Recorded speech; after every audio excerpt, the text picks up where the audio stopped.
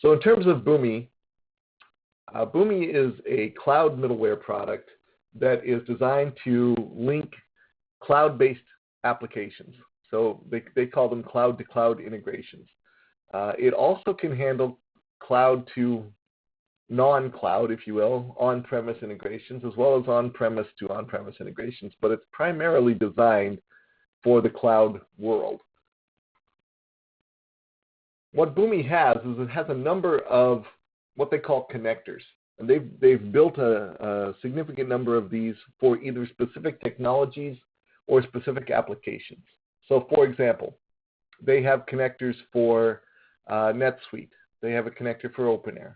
They have a connector for Salesforce. And then they have more generic connectors for OData, which is a data protocol. They have a generic connector for HTTP, which is another protocol. And those generic connectors allow you to hook up applications that they haven't built connectors for specifically, but that have open APIs that you can use these. An example of that would be Concur. Concur doesn't have a connector for Boomi, but it uses an HTTP API, and so you can pretty easily use Boomi's HTTP connector to build an integration with Concur. So you'll build your connector, your map, and visually design your integration process within Boomi to show how you want the data to flow, how you want it to map, any data translations or conversions that you feel you need. And you'll build that into what they call an atom, which is a runtime engine. It's where the heavy lifting actually gets done. It takes what you've built and processes it and executes it to integrate the data.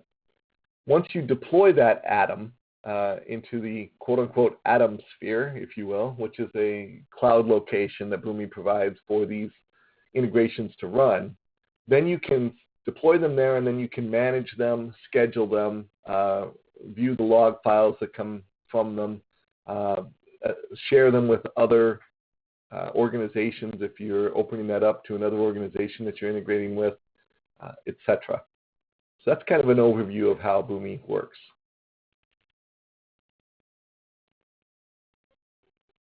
In terms of the actual client integration, this is a kind of an image of how a Salesforce to NetSuite OpenAir integration could work. You can send data bidirectionally, and you can send various types of data. By default, you have opportunities in customers' projects, budget, task cases that you can send both ways. But because there's a connector built for these, you actually have access to whatever data is been exposed by Salesforce or by OpenAir into their API. So there's actually literally hundreds of different data tables that you can access in each of these applications and transfer data back and forth. We've done customer contacts. We've done custom objects in Salesforce. There's all sorts of different things you can do. Basically, if it exists in one of the two applications, you can probably transfer it to the other. The visual process down at the bottom shows a Salesforce connector on the left, and that Salesforce connector is what specifies what data you want to pull out of Salesforce. The next item there, the next visual object that's a Salesforce account to OA customer is a map object that tells the system where to put that data within Salesforce and what you want to do, or within OpenAir, excuse me, and what you want to do to that data once you get it out of Salesforce. Do you want to convert it to another format? Do you need to do a lookup? What do you need to do? Then it connects to OpenAir, in this case an OpenAir sandbox, and creates that customer. That's what that connection object does. And then there's another map object to send data back to Salesforce and say, I want this OpenAir data to go back to Salesforce, and then a connector object that will actually insert that into Salesforce, and then an end. And so what this process can do is it can send, say, an opportunity or a project from Salesforce over to OpenAir, create it in OpenAir, and send the ID of the created object back to Salesforce. So you always have a synchronized link between the two systems. You have a Salesforce ID in OpenAir, and you have the OpenAir ID of that project in Salesforce. And it only takes, in this case, 6 objects to do that. It's pretty simple integration to do this. So in terms of building this within Boomi, you have a number of reusable components. You have maps, you have messaging, you have data processing, different elements that you can use within Boomi. You have a revision history, so you can see any changes that have been made to your process and when they were made. And it's all in a drag and drop kind of mode. It's pretty simple to use. They have a number of logical steps and business rules that you can use within here, as well as custom error handling. They have you can see down at the bottom right, they have a try-catch block, which if you're familiar with development terms is basically try this process, and if you see any errors, catch them and do something with them. Mail them to someone, log them somewhere, do some custom error handling with that message. An example of this, we actually, in the Concur integration that we built from OpenAir to Concur, we have an error that comes up every time it hits the end of the Concur data set. And because of the way that Concur's Open API is structured, we have not found a way around getting that error. So we've put this in place to catch that error and say, if you see this, ignore it. It's not relevant. It just means the process is done. So you can do those kind of custom error handling functions within Boomi.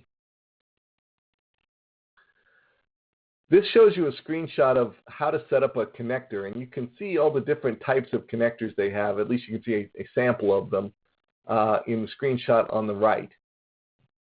You can see it's got intact Jira, which is nice. It's got an LDAP connector.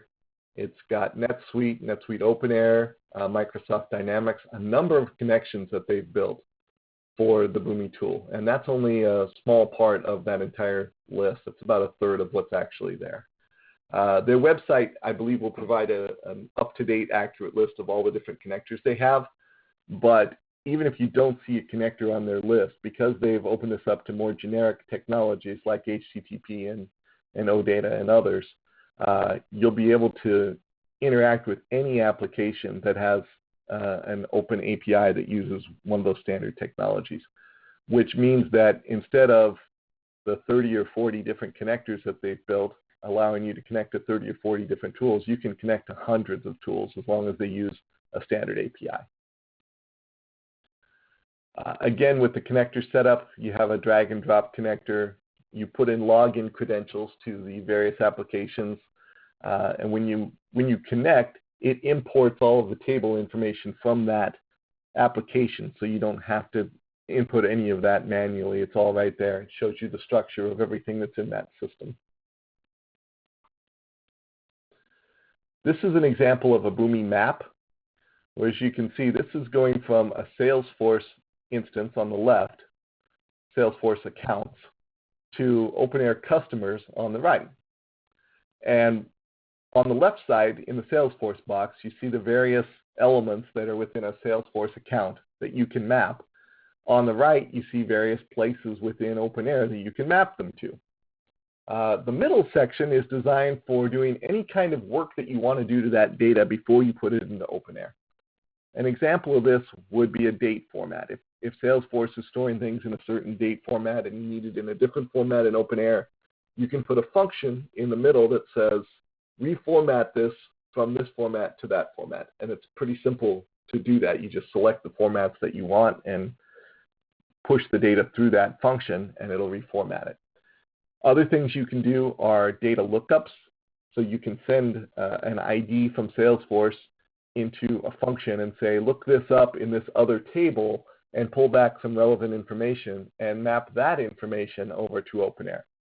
So you can do lots of different functions within this middle section. You even have the option, if you don't see the function that you need, you even have the option of creating your own functions. It uses both Groovy and JavaScript technologies within its function creation capability. So you can script and build just about anything you can think of that's going to translate the data from the left to the right.